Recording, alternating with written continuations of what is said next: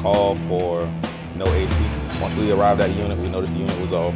So at that point, we went upstairs to try to dig into the problem a little bit better.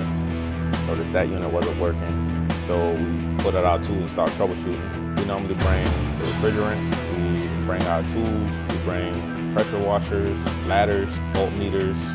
We started checking power and noticed that the power was kind of weird. We went back upstairs to the switch and noticed that we wasn't getting power to our switch. And once we figured that out, we then went back downstairs, rewired the switch, which allowed us to get power. The other one was working. And once we completed that, we started it up, so it was good to go. So I believe the HVAC is a very important part of maintaining the base. From comfort cooling to cooling down equipment for the planes to fly through that mission and everything like that. So I love what I do. I feel like it's very beneficial to not just me, but everyone